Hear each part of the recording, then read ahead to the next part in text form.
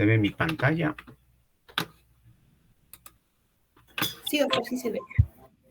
Ok. Muy bien.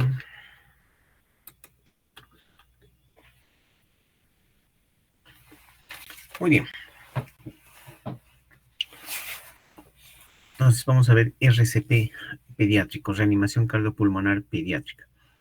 Esto está basado en la guía, ¿no es cierto?, de la Academia Americana del Corazón, la AHA, y que en este caso, su última actualización, publicación, es del 2020, aunque ahora, hasta hace un tiempo, la AHA sacaba una actualización de las guías de reanimación, tanto para niños como para adultos, cada 5 años. Ahora han quedado en que, bueno, se va a seguir haciendo cada 5 años, pero si es que hubiese algo importante, ¿no es cierto?, vía su página web, pues iban a hacer algunas actualizaciones, incluso esperando antes de esos 5 años, ¿no?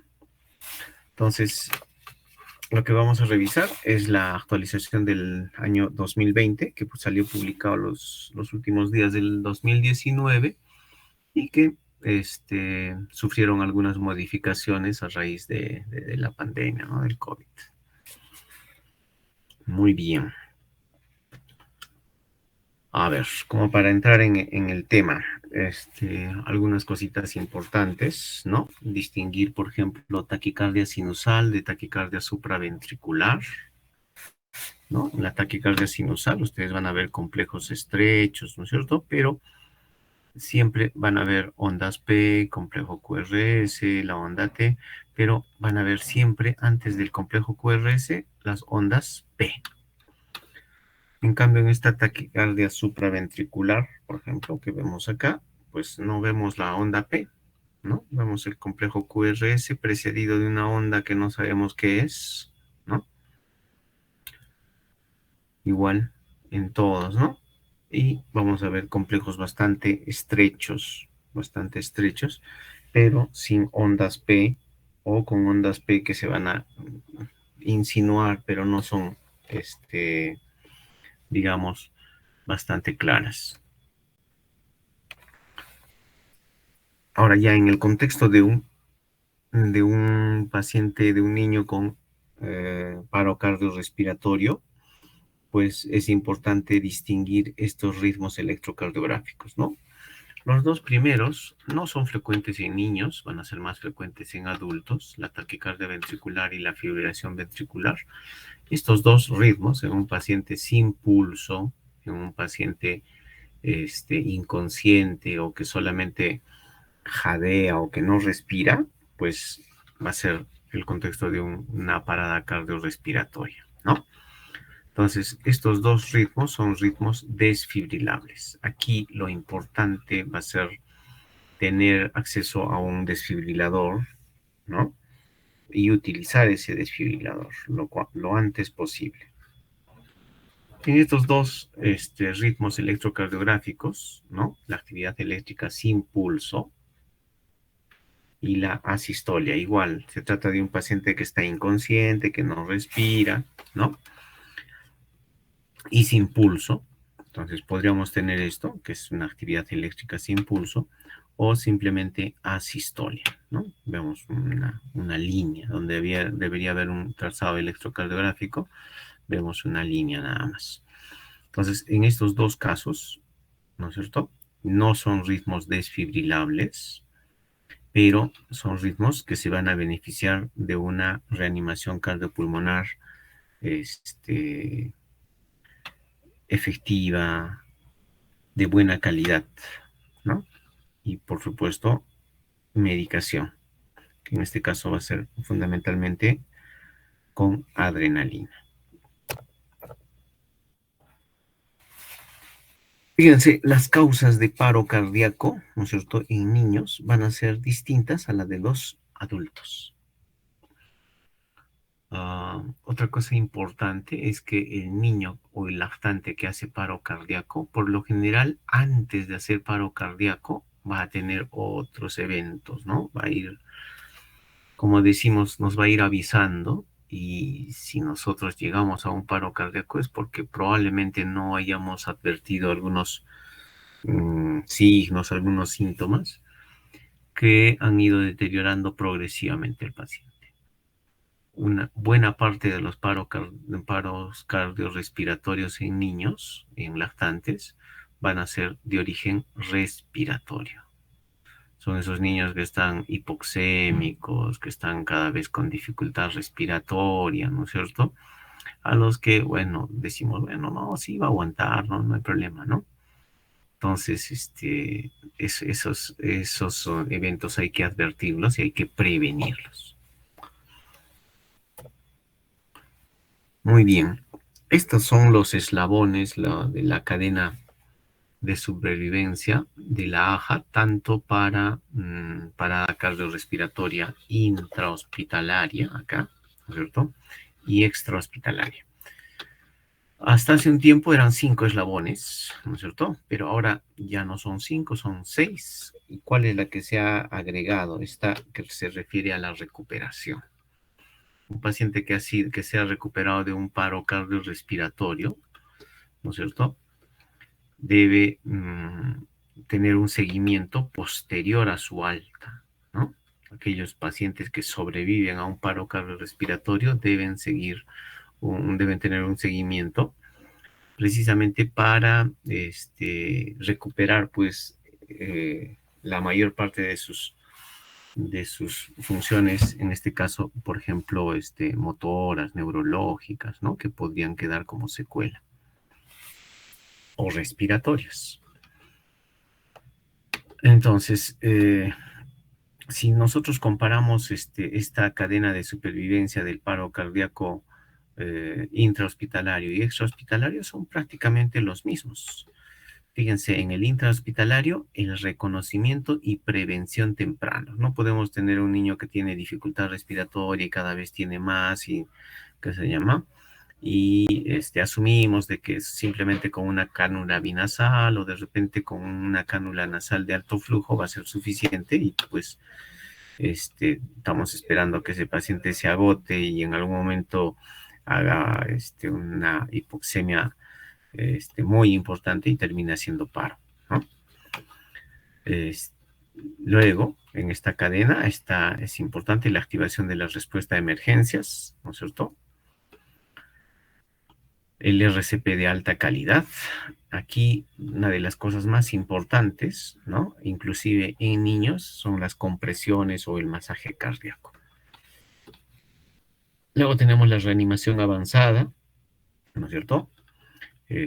Procurar una vía aérea avanzada, la administración de medicamentos, ¿no? Toda la secuencia que vamos a tener dentro del RCP, dentro de la reanimación avanzada. Luego, en el paciente que sale del paro, los cuidados post-paro, no es que salió y ya ese niño es un paciente más, no. Tiene que seguir todo un monitoreo, un seguimiento, considerando algunos objetivos específicos, ¿no? Dentro de su cuidado. Y finalmente la recuperación. Esto incluye al paciente que ya salió del paro, que salió del alta del hospital y que tiene que seguir todo un esquema, ¿no? De seguimiento, de recuperación, para ver si es que después de este paro cardiorrespiratorio, pues han quedado alguna secuela. Entonces, esto es en cuanto al paro cardíaco intrahospitalario. En el paro cardíaco extrahospitalario, en el caso de los niños, igual, la prevención, ¿no? Es el primer paso. Uno de los principales motivos de paro cardiorrespiratorio son los traumatismos, los accidentes en niños, ¿no? La aspiración de cuerpos extraños. Entonces acá la prevención, pensar de que algo le puede pasar a un niño pequeño, ¿no? El uso del cinturón de seguridad cuando está en un vehículo, ¿no? Luego, la activación de la respuesta a emergencias. Esto puede marcar la diferencia, ¿no? Pedir ayuda en forma temprana, activar el sistema de emergencia en forma temprana, puede ser la diferencia entre tener un paciente vivo o uno que fallezca, o tener a un paciente vivo pero sin mayores secuelas o sin secuelas. Luego viene la RCP de alta calidad, la reanimación avanzada, en cuanto se pueda, ¿no es cierto? Los cuidados, por supuesto, posparo cardíaco y finalmente la recuperación. Entonces, si se dan cuenta, cambia un poquito, cambian acá las denominaciones, pero más o menos se trata de lo mismo, tanto del paro cardíaco intrahospitalario como del paro cardíaco extrahospitalario. Ahora, por lo general, se dice que el paro cardíaco intrahospitalario va a tener un mejor pronóstico que el extrahospitalario, ¿no?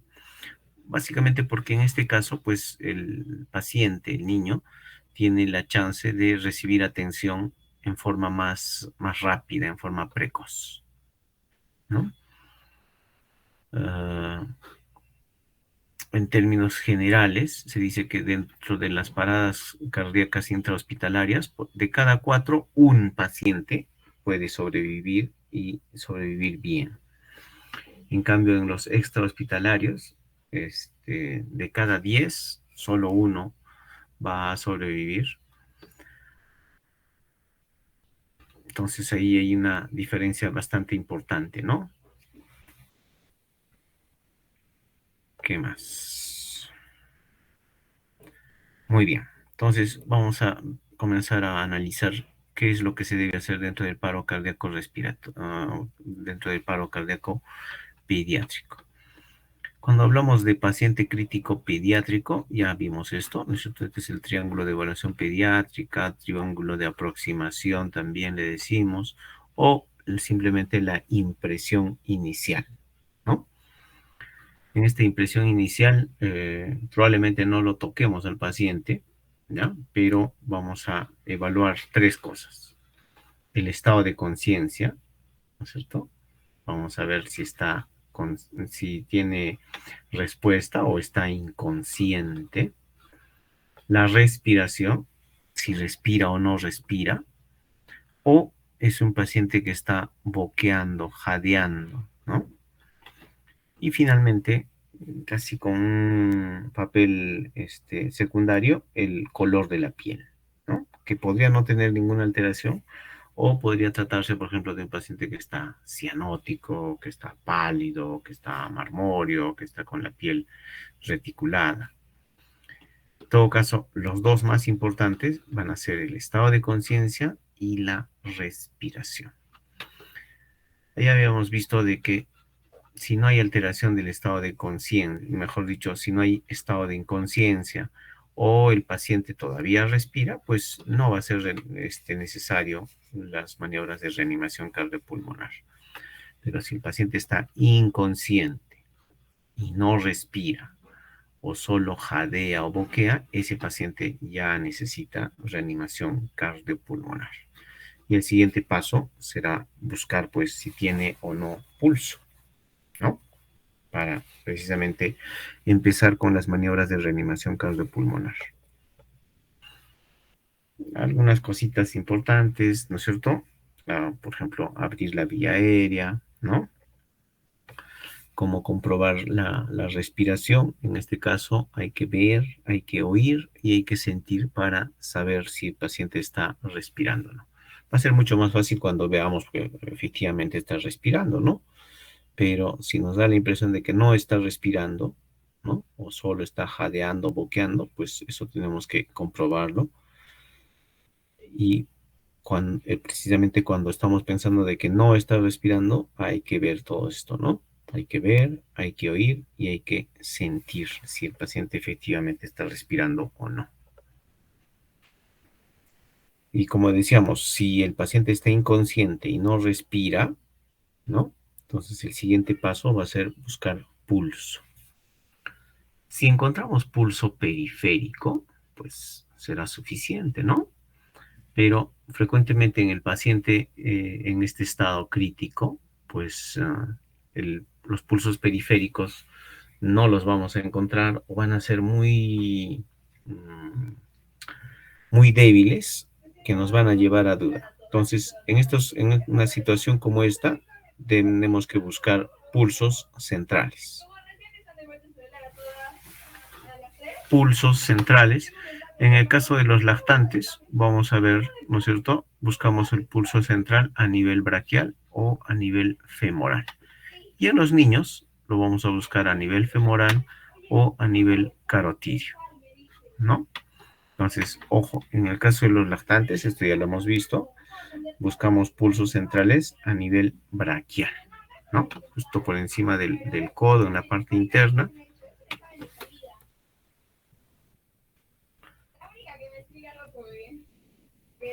Muy bien.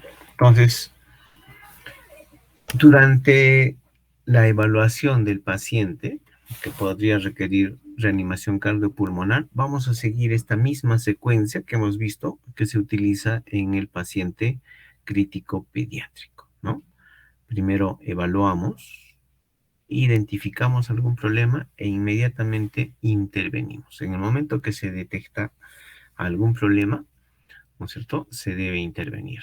Entonces, no hacemos una evaluación completa, minuciosa, ¿no es cierto?, sino que vamos yendo por partes. Entonces, en este caso, ya vamos a encontrar problemas en la impresión inicial, ¿no? Estamos evaluando y encontramos un paciente que está inconsciente. Estamos evaluando y encontramos un paciente que no respira. Entonces, estamos identificando un paro cardiorrespiratorio, si está inconsciente, si no respira. Y lo siguiente que vamos a evaluar es precisamente el pulso, ¿no es cierto? Y entonces tenemos que intervenir. Este es el algoritmo de paro cardíaco pediátrico. ¿Ok? Acá lo vamos a ver un poquito más de cerca.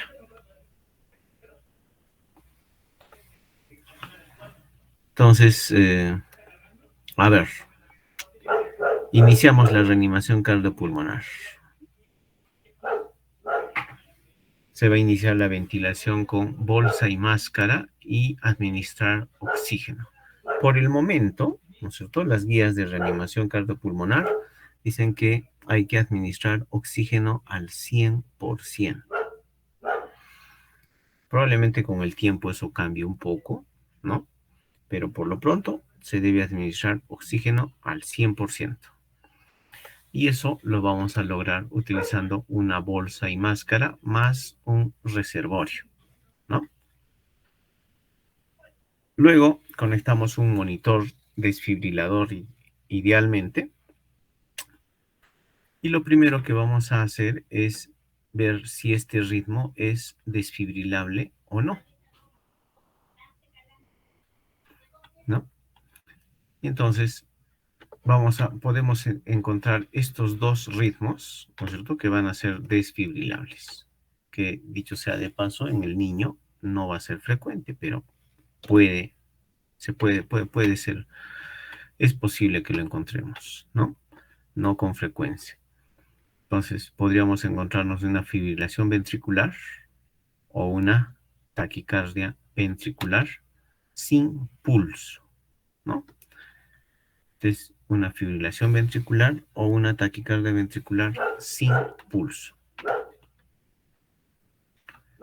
Entonces, en este caso, lo primero que deberíamos hacer, si ya lo tenemos a disposición, es desfibrilar, ¿no?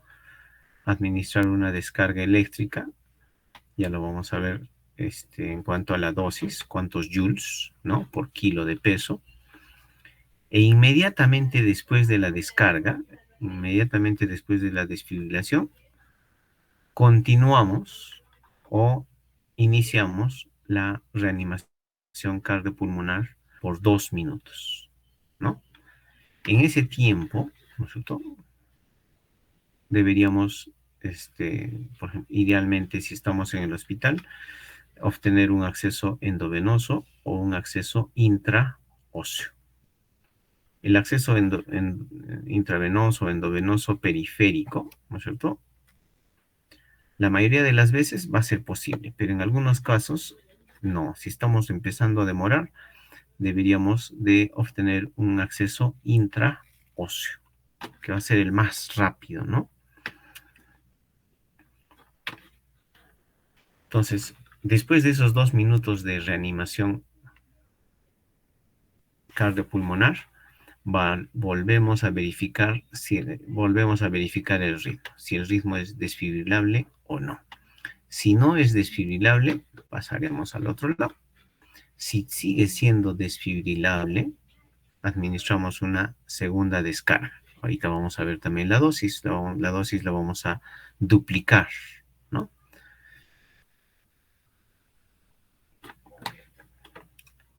Después de esos 2 minutos ¿no es cierto? Después de la descarga, después de la desfibrilación, vamos a continuar con la reanimación cardiopulmonar, ¿no? Terminados esos 2 minutos de reanimación cardiopulmonar, administramos adrenalina. Si todavía administramos adrenalina cada 3, cada 5 minutos. Y se considera intubar al paciente, ¿no?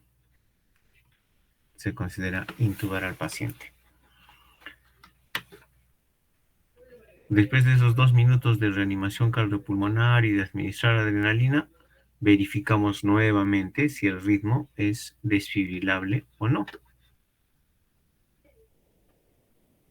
Podría no ser desfibrilable y vamos a pasar al otro lado del algoritmo. Si es que todavía sigue siendo desfibrilable, vamos a administrar nuevamente una descarga, ¿no? Vamos a volver a desfibrilar al paciente.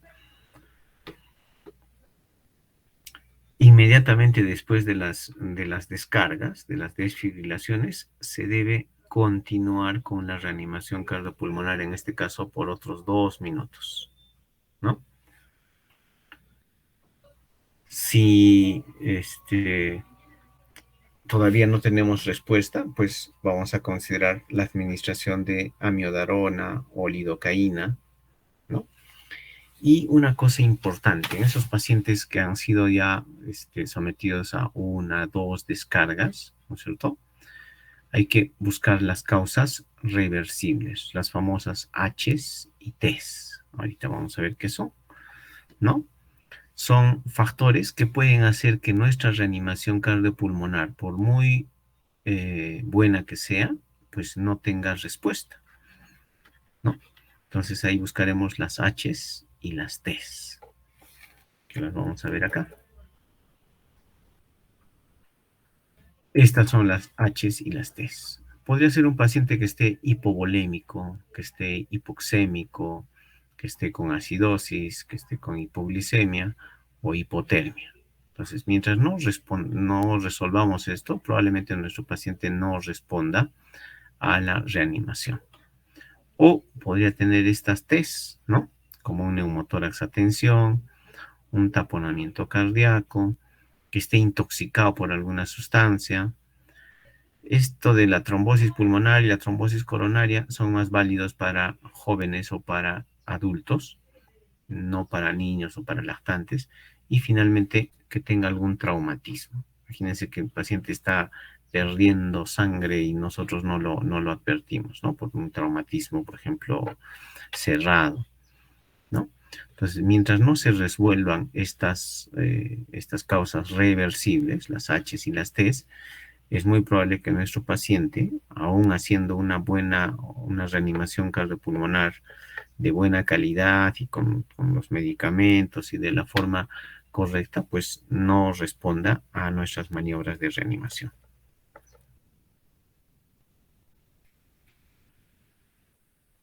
Muy bien. Eso por un lado.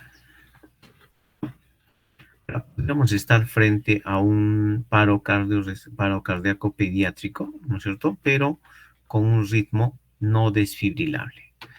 ¿Cuáles son esos ritmos electrocardiográficos no desfibrilables? Ya lo hemos visto. Actividad eléctrica sin pulso y asistolia, ¿no?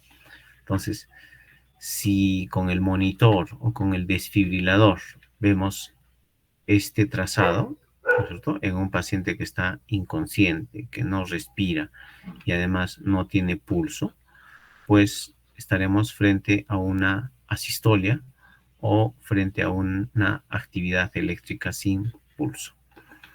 Estos ritmos no son desfibrilables. En este caso, deben recibir adrenalina lo antes posible. Mientras vamos pidiendo, preparando la adrenalina, debemos iniciar de inmediato las maniobras de reanimación cardiopulmonar, ¿no? En este caso, básicamente, compresiones y ventilaciones de rescate. Después de esos 2 minutos de reanimación cardiopulmonar, ¿no es cierto? Idealmente, si es posible antes, que hay personal suficiente, se debe tratar de conseguir un acceso venoso o intraóseo precisamente para la administración de la adrenalina. La adrenalina debe ser administrada cada 3 a 5 minutos si es que no hubiese respuesta. Si a la primera dosis ya tenemos respuesta y tenemos ¿cierto? Un trazado electrocardiográfico, ¿no? Entonces, y con pulso, entonces ya paramos ahí, ¿no es cierto? Se debe considerar también el manejo avanzado de la vía aérea, vale decir, intubar al paciente, y el uso de la capnografía, que no siempre va a ser posible, pero bueno, idealmente utilizar la capnografía ahí en justo antes del tubo endotraqueal, ¿no? Para precisamente hacer un monitoreo y al mismo tiempo estar seguros de que hemos intubado pues la tráquea y no la vía digestiva.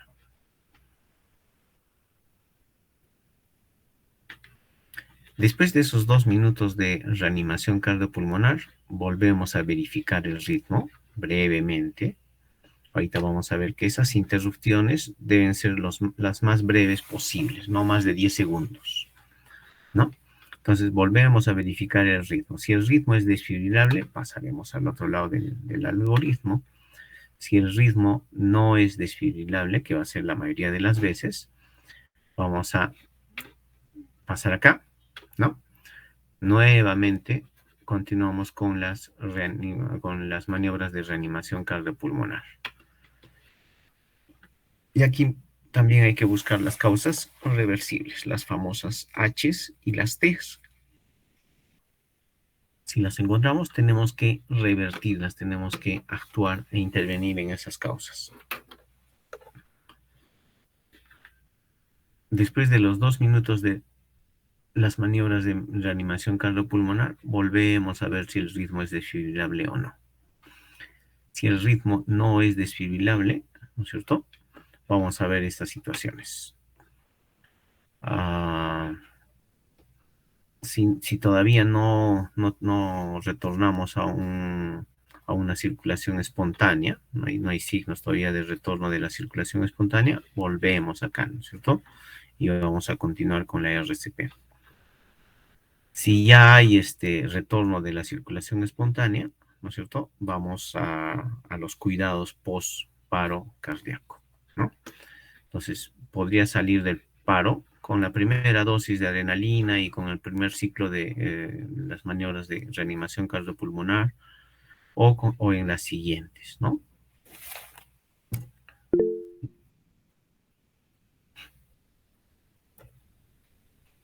Muy bien.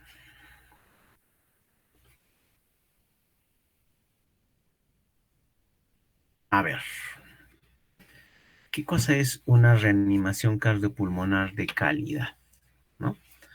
Uno de los puntos más importantes son las compresiones cardíacas o lo que conocemos también como masaje cardíaco.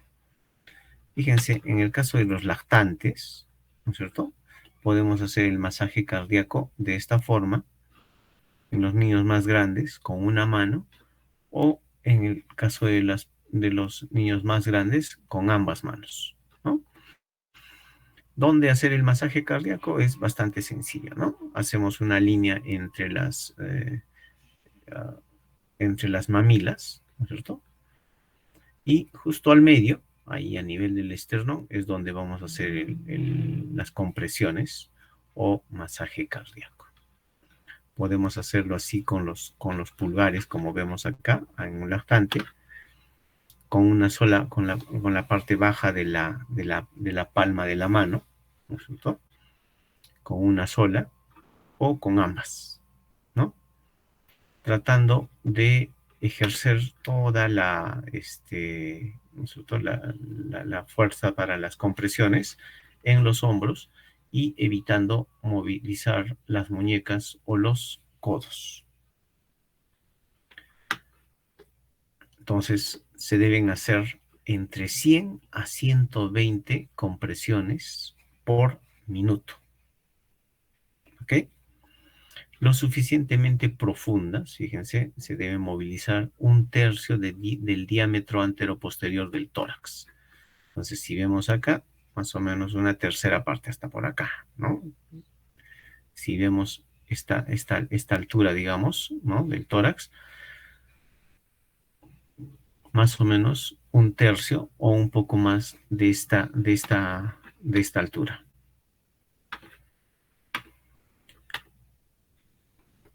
Hasta antes de la guía del 2020 se decía por lo menos 100 compresiones. En las últimas guías, ¿no es cierto? Dicen de 100 a 120. O sea, tampoco debe ser muy rápido. ¿Por qué? Porque si hacemos compresiones muy rápidas, no le vamos a dar el tiempo suficiente para que el corazón se vuelva a llenar de sangre. Entonces, eso haría de que las compresiones no sean efectivas.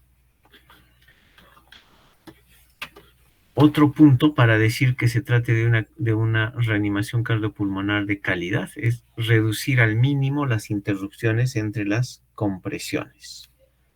Entonces, no debe pasar más de 10 segundos, ¿no es cierto?, para buscar el pulso, para verificar el ritmo,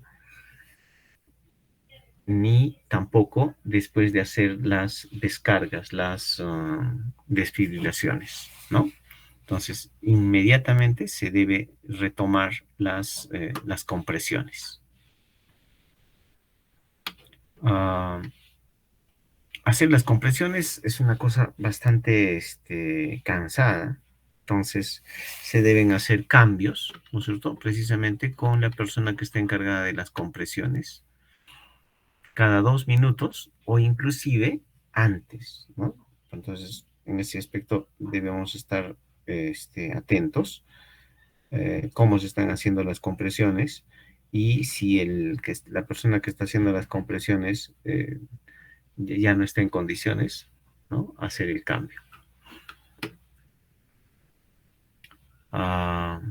Si no se cuenta con una vía aérea avanzada, la relación de las compresiones con las ventilaciones va a ser de 15 a 2, ¿no? Aunque eso probablemente cambie. Hay algunas otras guías en las que prefieren que no haya una relación entre las compresiones y las ventilaciones, ¿no? Eso probablemente cambie. Ahora, cuando ya se tiene una vía aérea avanzada, vale decir, el paciente ya está intubado, las compresiones van a ser continuas, no van a tener ninguna relación con las ventilaciones. Las ventilaciones simplemente se van a hacer en forma independiente cada 2 a 3 segundos. Entonces, si lo hacemos cada 2 a 3 segundos, este paciente va a recibir entre 20 a 30 ventilaciones de rescate. ¿Ok? Entre 20 a 30 ventilaciones por minuto, mientras que las compresiones van a ser continuas y tienen que tener este ritmo, ¿no? Entre 100 a 120 compresiones por minuto. Acá vemos, ¿no es cierto?, ventilaciones a presión positiva con una máscara y una bolsa, y esa bolsa tiene un reservorio y está conectado al oxígeno, de tal manera que nosotros vamos a pretender darle oxígeno al 100%. Y acá vemos las compresiones, ¿no? Compresiones y ventilaciones de rescate. Muy bien.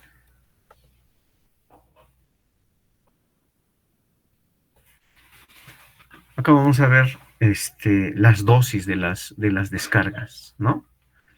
La primera descarga va a ser a 2 joules por kilo. Muchas veces, ¿no es cierto? Cuando vamos a aplicar las descargas, las desfibrilaciones, no encontramos la cantidad de joules para nuestro paciente, porque este es un paciente pequeño, con un peso bajito. Entonces, debe ser la descarga que esté más cerca, ¿no es cierto? Hay desfibriladores en los que nosotros podemos poner cuánto de descarga vamos a poner exactamente, y hay otros en los que ya viene simplemente nosotros vamos a encontrar ahí 20, 50, 100, 200, ¿no es cierto? Joules, ya en cifras exactas, ¿no? No vamos a poder darle ni más ni menos, ¿no? Y en otros desfibriladores sí nos va a dar la opción de nosotros poner exactamente cuál va a ser la descarga, ¿no? Entonces, la primera descarga va a ser a 2 joules por kilo o lo que esté más próximo, dependiendo del desfibrilador que tengamos. La segunda descarga va a ser a 4 joules por kilo, ¿no? El doble. Y las siguientes, ¿no es cierto? Pueden ser de 4 o mayores a 4, con un máximo de 10 joules por kilo, ¿no? Y estos son los medicamentos que vamos a utilizar en un paro cardíaco pediátrico, ¿no? Por excelencia, el medicamento que vamos a utilizar es la adrenalina.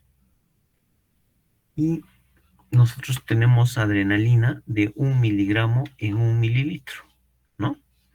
Tenemos adrenalina de 1 miligramo en 1 mililitro. Lo que vamos a hacer durante el paro cardíaco es preparar 1 mililitro o 1 miligramo de adrenalina en 10 mililitros de cloruro de sodio. Vale decir, le vamos a agregar 9 mililitros de cloruro de sodio. Entonces vamos a diluir, ¿no es cierto? Teníamos una adrenalina que estaba a 1 miligramo por mililitro, entonces de esa forma vamos a tener una adrenalina que esté a 0.1 miligramos por mililitro. Lo estamos diluyendo 10 veces. Ahora, la dosis de la adrenalina va a ser de 0.01 miligramos por kilo, o lo que es lo mismo, ¿no es cierto? 0.1 mililitros por kilo.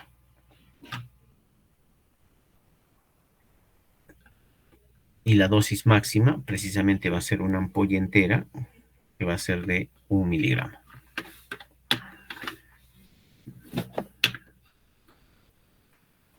La dosis de la adrenalina se puede repetir de acuerdo a la respuesta cada 3 a 5 minutos. Si no hubiese un acceso endovenoso o intraóseo, se puede administrar por vía endotraqueal, aunque esto ya cada vez se recomienda menos, ¿no? Solo que en ese caso no habría necesidad de diluir la adrenalina, la ponemos tal cual, ¿no? Esa adrenalina de 1 miligramo en 1 mililitro la administramos sin diluir. Pero eso, como les digo, ya no, habitualmente ya no se hace. Otros medicamentos que vamos a utilizar, ya lo hemos visto, ¿no es cierto? Dentro de ese paro cardíaco que no responde a las desfibrilaciones, a la administración de adrenalina, podrían ser amiodarona y lidocaína.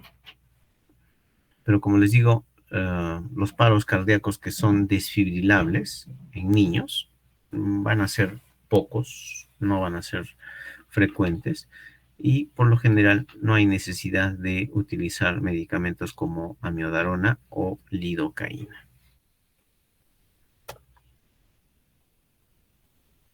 Muy bien. Ahora vamos a ver brevemente qué hacer cuando hay bradicardia, ¿no es cierto?, pediátrica con pulso. Es un paciente que tiene una bradicardia, ¿no es cierto?, con pulso, pero además además con compromiso cardiopulmonar, ¿no es cierto? Podríamos tener un niño que tiene bradicardia, tiene pulso, pero no tiene compromiso cardiopulmonar. El paciente está de lo más tranquilo, ¿no? Estaremos frente a una bradicardia sinusal. Entonces, si tenemos una bradicardia pediátrica con pulso y con compromiso cardiopulmonar, esto es lo que se tiene que hacer. Para comenzar, ¿cuándo se dice que tiene compromiso cardiopulmonar? Cuando hay alteración del estado mental, cuando hay signos de shock o hipotensión, ¿no? Si presenta estos signos, ¿no es cierto? Entonces estaríamos frente a una bradicardia con pulso, pero con compromiso cardiopulmonar, ¿no? ¿Qué hay que hacer en estos casos, no? Mantener una vía aérea permeable, ¿no? Ventilación a presión positiva y oxígeno, si es que es necesario. Utilizar un monitor para identificar el ritmo. Hay que controlar el pulso, la presión arterial, medir la oximetría. Se debe iniciar maniobras de reanimación cardiopulmonar si la frecuencia cardíaca es menos de 60, a pesar de que haya una buena oxigenación y ventilación. Algunas veces solamente manteniendo permeable o garantizando la permeabilidad de la vía aérea y administrando oxígeno a presión positiva o más ventilaciones a presión positiva, por lo general va a ser suficiente, ¿no? Pero algunas veces no. A pesar de estar administrando oxígeno y ventilaciones a presión positiva, va a persistir la bradicardia. En ese caso, si persiste la bradicardia, ¿no es cierto? Se debe continuar haciendo las maniobras de reanimación si es que la frecuencia cardíaca es menor de 60. Obtener un acceso venoso o intraóseo lo antes posible y administrar adrenalina, ¿no? También se podría administrar atropina, ¿no? Si es que hay un aumento del tono vagal, aunque esto es un poco subjetivo de evaluar, o si es que hay un bloqueo auriculoventricular primario, ¿no? Entonces, frente a una bradicardia sin pulso, ¿sí? Bradicardia sin pulso y con compromiso cardiopulmonar, ¿no? Persistente a pesar de la oxigenación, de las ventilaciones, se deben administrar medicamentos como adrenalina a la misma dosis que en una reanimación cardiopulmonar o atropina.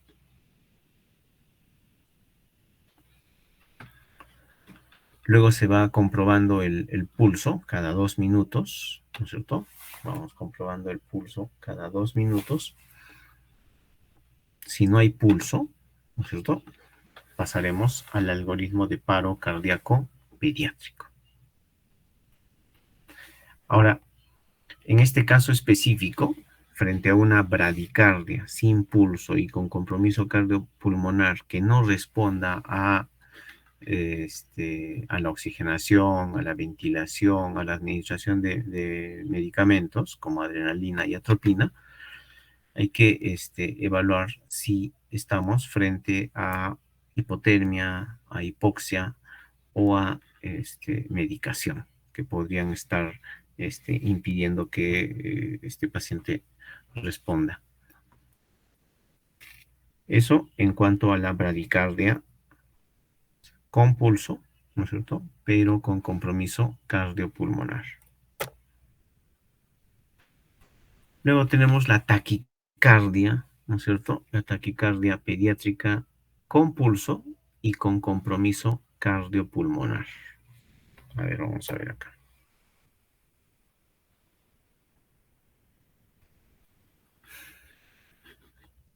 Fíjense.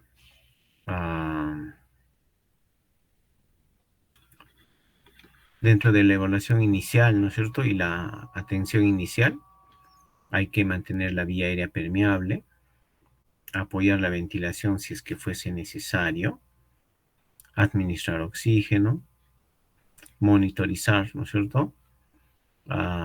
Tanto el ritmo cardíaco, el pulso, la presión arterial y la saturación de oxígeno.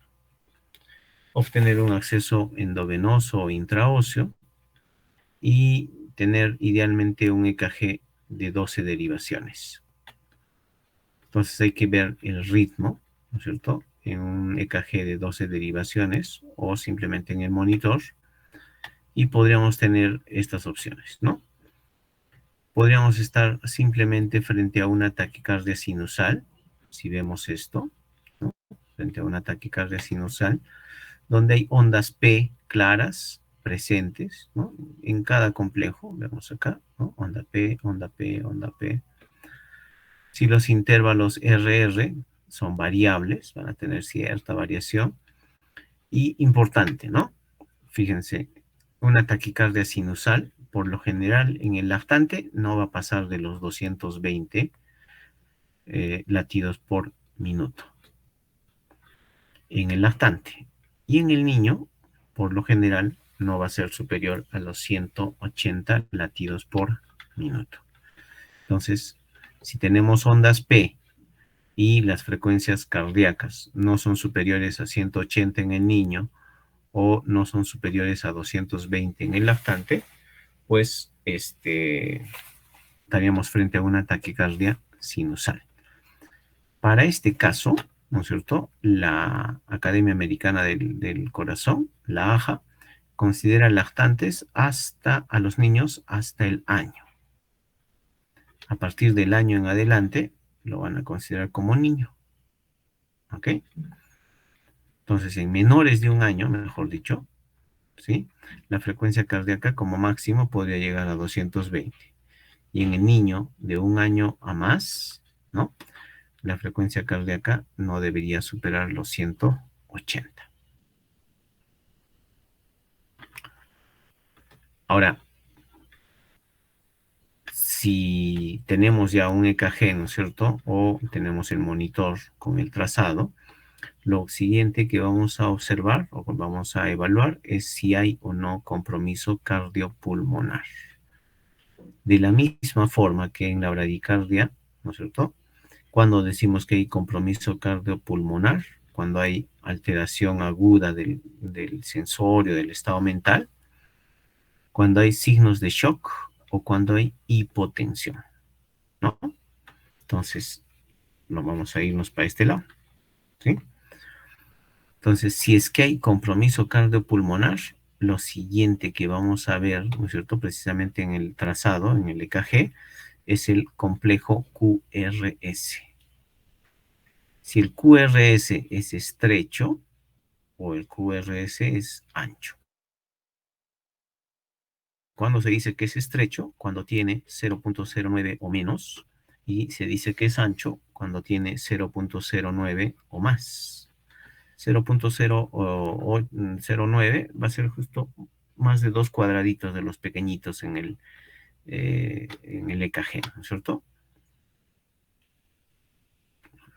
Se nos perdió. Ya, acá estamos. Entonces, esta parte es la que vamos a analizar, ¿no?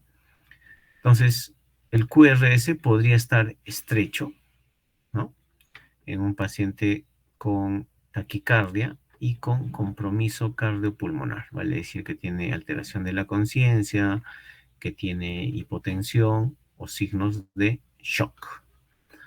Si tenemos el QRS estrecho, podría tratarse de una taquicardia supraventricular, en la que, como hemos visto, no vamos a ver ondas P. Entonces, cuando estamos frente a una posible taquicardia supraventricular, cuando no vemos ondas P o las ondas P son anómalas, o sea, parecen y no parecen, ¿no? Y esto es importante, ¿no? La frecuencia cardíaca. Si la frecuencia cardíaca en el niño mayor de un año es de mayor de 220 o en el niño es mayor de 180 con estas características, pues estamos frente a una taquicardia supraventricular. Además, probablemente tengamos este antecedente, ¿no? de cambios abruptos en la frecuencia cardíaca, sin necesidad de que el niño esté enfermo, esté con fiebre, ¿no? Entonces, cambios abruptos, súbitos de la frecuencia cardíaca. Entonces, si tenemos un acceso endovenoso o intraóseo, lo que tenemos que administrar es adenosina. Adenosina. Ahorita vamos a ver la dosis. O, si no tenemos un acceso endovenoso o intraóseo, ¿no? O si la adenosina en una primera o segunda dosis no ha sido eficaz, lo que se debe administrar es cardioversión sincronizada, que es más o menos, ¿no es cierto?, como una desfibrilación. En este caso, con una dosis, con una carga menor, ¿no es cierto? Y además tiene que ser sincronizada, tiene que administrarse la descarga junto o, digamos, sincrónicamente al complejo QRS. Eso se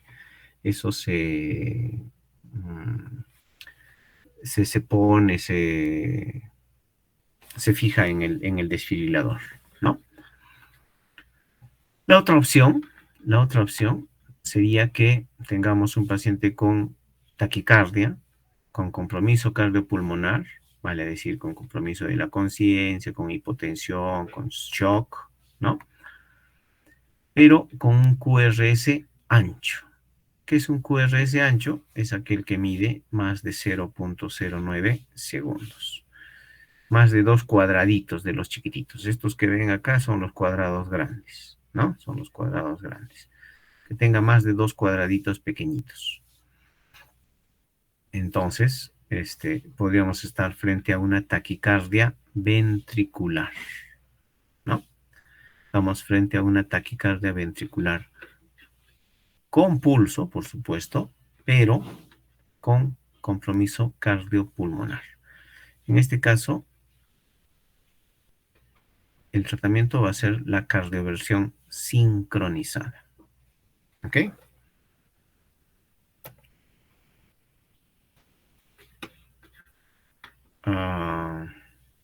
Lo del otro lado ya no lo vamos a analizar. ¿Ok? Ya no lo vamos a analizar. ¿Por qué? Porque esta ya es una taquicardia sin compromiso cardiopulmonar. Acá. A ver. Entonces, por ejemplo, en una taquicardia supraventricular, ¿no es cierto? Lo primero que vamos a administrar es medicación, ¿no? Adenosina. En el caso de la adenosina, es un medicamento con un tiempo de acción muy, muy corto, un tiempo de vida media muy corto. Entonces debe ser administrado muy rápido, en bolo rápido, en flash le decimos, ¿no? Entonces generalmente lo administramos con una vía muy cerca del paciente, no tiene que estar lejos con unas tubuladuras, ¿no es cierto? Tiene que ser una vía que esté muy cerca del paciente y por lo general lo administramos incluso con 2 jeringas, una por la que va el medicamento lo antes posible y otra con la que flasheamos, con la que hacemos de que el medicamento ingrese lo más rápido posible, ¿no? Esa es una cosa muy importante que en este caso ocurre solamente con la adenosina, ¿no? Por eso dice acá, la primera dosis es un bolo rápido. O sea, con el bolo ya entendemos que es rápido, pero cuando nos dicen bolo rápido es una cosa que tiene que ser muy, muy rápida. Tiene que ser administrado así, en forma muy veloz. La dosis va a ser de 0.1 miligramos por kilo, ¿no es cierto? Y la segunda dosis se duplica esa dosis, ¿no? 0.2. Si con la segunda dosis no hemos obtenido respuesta frente a una taquicardia supraventricular como esta, pues el siguiente paso va a ser administrar cardioversión sincronizada. En este caso, la primera dosis, ¿no es cierto? Sí, la primera dosis va a ser de 0.5 a 1 joule por kilo. Aquí es donde a veces tenemos problemas con los desfibriladores. ¿Por qué? Porque a veces no encontramos la dosis que queremos, ¿no? Porque el niño tiene poco peso. Entonces ahí es donde hay que chequear a ver si los joules que va a administrar este desfibrilador, que en este caso lo vamos a usar para cardioversión, pues coinciden con la dosis que nosotros necesitamos. En todo caso, si no tenemos, usaremos la dosis que esté más cerca, la menor dosis, ¿no es cierto? Que esté más cerca a la dosis que nosotros queremos administrar. Y fíjense, se puede administrar 0.5, 1, hasta 2 joules por kilo, como si fuese una desfibrilación, ¿no? Muy bien. Esto ya lo hemos visto. Esto es ¿no es cierto? Todo un checklist, ¿no es cierto? En el paciente que va a salir del paro cardíaco, ¿no? Hay que ver la oxigenación, hay que ver la saturación, hay que ver la presión arterial de CO2, hay que evitar que haga hipercapnia o hipocapnia, que haga hipoxemia, monitoreo hemodinámico, hay que ver presión arterial, diuresis, lactato, saturación venosa central, ¿no? ¿Qué más? En algunos casos puede ser necesario el uso de vasopresores, de inotrópicos, manejo de la temperatura, ¿no? Algunos recomiendan hipotermia, pero con mantener normotermia está bien, ¿no? Hay que hacer un monitoreo neurológico, tratar convulsiones, diagnóstico por imágenes, ¿no? Para ver precisamente si es que hay algún problema a nivel del sistema nervioso central, medir electrolitos y glucosa. Frecuentemente este paciente después del paro, ¿no es cierto? Va a requerir sedación, analgesia. Y finalmente ir viendo el pronóstico, ¿no? A ver en qué condiciones va a salir nuestro paciente. Entonces, eso en cuanto a los cuidados posteriores al paro cardíaco. Y finalmente, la recuperación del paciente, ¿no? Eso ya va a ser en forma ambulatoria probablemente, pero hay que considerar todos esos aspectos. Este es el desfibrilador externo automático, el famoso DEA. Es bastante sencillo, simplemente uno abre y ya el mismo desfibrilador nos va indicando qué hacer, ¿no? Coloque el parche, ¿no?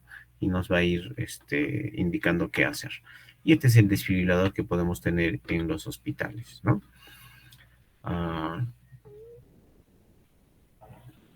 Estas son las palas que va a tener. Habitualmente tiene palas para adultos y tiene palas para niños. Simplemente hay que retirar la pala del adulto y debajo está la pala para el niño, ¿no? Cómo se va utilizando como monitor, como marcapasos o como desfibrilador. Vamos viendo acá, por ejemplo, hay 3 pasos, ¿no? 1, vamos monitorizando. 2, hacemos la carga y la descarga, ¿no? O sea, la administración de la desfibrilación o de la cardioversión. En el caso de que necesitemos cardiovertir, por acá vamos a encontrar un botoncito, algo que nos indique que estamos haciendo cardioversión. Cuando encuentren eso, va a ir marcando cada complejo QRS, se va a marcar. Entonces, cuando nosotros administremos la cardioversión, tiene que coincidir con este QRS. ¿Ok? ¿Qué más? Bueno, esto ya está pasando de moda. Esta es la forma de dar las ventilaciones de rescate, ¿no? Con esta maniobra que decimos CE, hacemos una C con los 2 primeros dedos y una E con los siguientes 3, tratando de hacer de que la máscara esté hermética, que no haya fugas, ¿no? Para que las ventilaciones sean efectivas. durante la pandemia y en algunas situaciones, ¿no es cierto?, en las que el paciente tenga, por ejemplo, bastante resistencia para al momento de dar ventilaciones, utilizamos esta maniobra que se llama BE. Hacemos una V con los primeros dos dedos y tenemos que coger con ambas manos, ¿no? En algunas situaciones tenemos que hacerlo así.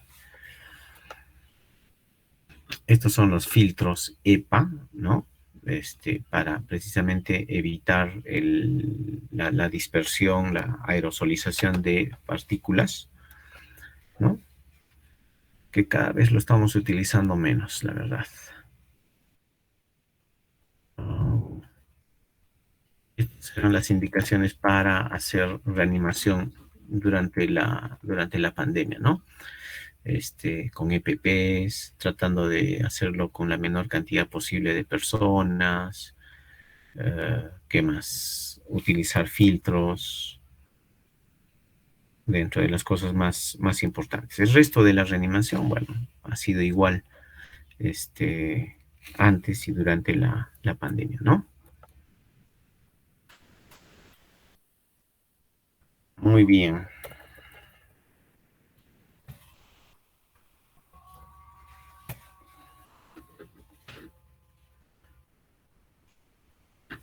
¿Preguntas?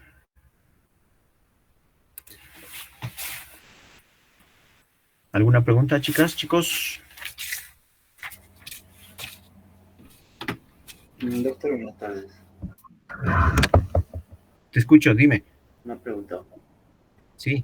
Respecto al cuando se ha hecho todo el procedimiento del RCP y no responde, doctor, y notamos ahí que una de las H's, una de las T's, digamos, está como base. En este caso, doctor, corregimos eso e inmediatamente hacemos vuelta todo ese ciclo, doctor, de nuevo. Sí, sí, sí, sí. En todo caso, lo que no se debe interrumpir o se debe interrumpir brevemente, ¿no es cierto? Son pues precisamente la reanimación cardiopulmonar de calidad. Y eso es básicamente con las compresiones, ¿no es cierto? O lo que conocemos como masaje cardíaco. Ahora último le llamamos más compresiones que masaje cardíaco. Y las ventilaciones de rescate, ¿no? Eso no se debe interrumpir. Pero si, por ejemplo, encontramos hipoglicemia, tenemos que corregir la hipoglicemia. Si encontramos, no sé, una hipocalemia, ¿no? Severa, igual tenemos que administrar un bolo, pues, ¿qué se llama? Un reto de potasio, ¿no? Si encontramos un neumotórax, habrá que punzarlo, ¿no? No le pondremos un tubo todavía ese rato, pero lo punzamos con una aguja, con una llave de triple vía y resolvemos en ese momento la emergencia, el neumotórax. Entonces, se debe resolver estas H's, esas T's en ese momento, porque ese paciente no nos va a dar tiempo, ¿no? No nos va a dar tiempo. Entonces, tratamos de resolver alguna de esas causas reversibles lo antes posible para que precisamente las maniobras de reanimación cardiopulmonar sean, pues, efectivas y tengan un resultado, el resultado que queremos nosotros. ¿Algo más? Doctor, en el flujograma de asistolia, se dice ahí que hay que ponerle adrenalina inmediatamente. Si notamos la asistolia, doctor, empezamos con las contracciones. Luego de eso, mientras se pone la vía, se pone la adrenalina luego de eso. Sí, por eso. Entonces, como les repito, lo básico, lo importante es empezar con las compresiones y las ventilaciones de rescate. ¿Por qué? Porque probablemente para cuando advirtamos de la asistolia o de una actividad eléctrica sin pulso, pues no tenemos preparado listo, ¿no es cierto? Una vía, de repente no tenemos una vía y mucho menos tenemos preparado la adrenalina. Entonces, mientras cogemos una vía, mientras van preparando la adrenalina, nosotros ya empezamos con las compresiones, empezamos con las ventilaciones de rescate. Inmediatamente tengamos un acceso venoso o el intraóseo, empezamos a administrar, en este caso, la adrenalina. Doctor, en caso de hacer las compresiones, las correcciones debidas, todo. Ujú. No responde el paciente. ¿Hasta cuántas veces debemos hacer? Ahí hay bastante controversia, ¿no? En algunos lugares le han puesto un tiempo, en otros han preferido no ponerle un tiempo. En todo caso, por ejemplo, si tienes un paciente que te ha hecho paro en el hospital, ¿no es cierto? Y ha sido atendido en forma inmediata, todo el tiempo le has estado administrando oxígeno, ventilaciones, compresiones, como que le podemos dar más chance y podemos demorarnos un poco más, ¿no es cierto? Un poco más en las maniobras de reanimación. Ah, las guías no te dan un tiempo, pero te insinúan, ¿no es cierto?, que entre media hora, 45 minutos, a un máximo de una hora de reanimación cardiopulmonar es ya pues suficiente, ¿no? Después de ese tiempo es mejor dejarlo. ¿Por qué? Porque el chance de secuelas muy importantes, ¿no es cierto? Muy, muy importantes, va a ser bastante alta si es que nosotros persistimos con nuestras maniobras de reanimación. Probablemente lo saquemos vivo a un paciente, pero ¿a qué costo, no? Entonces, no hay tiempos, pero nos dicen como sugerencia, ¿no? 30 minutos, 45, como máximo una hora. Por eso les digo, si es que estamos en un ambiente hospitalario y el paro ha sido advertido en forma rápida y todo el tiempo le hemos estado ventilando, le hemos estado haciendo las compresiones y ha recibido toda la medicación, entonces ese paciente que ha estado recibiendo todo eso, podríamos demorarnos un poco más, ¿no? En las maniobras de reanimación. Ahora, en un equipo de reanimación cardiopulmonar debe haber alguien que esté tomando el tiempo. ¿Por qué? Porque instintivamente, ¿no es cierto? Cuando hacemos maniobras de reanimación cardiopulmonar, tendemos a minimizar el tiempo, ¿no? Entonces, a veces ya estamos como 20 minutos haciendo y alguien pregunta, ¿cuánto tiempo estamos? Y uno piensa que han pasado pues 5 minutos o 10, ¿no? Entonces, como que queremos sacar al paciente y tendemos a minimizar o a reducir el tiempo en el que realmente estamos haciendo las maniobras de reanimación.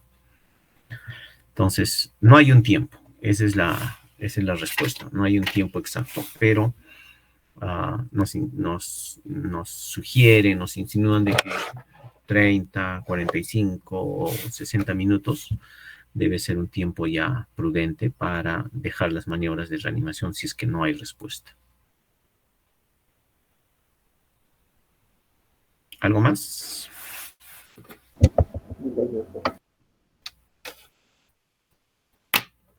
¿Alguna pregunta más, chicas, chicos?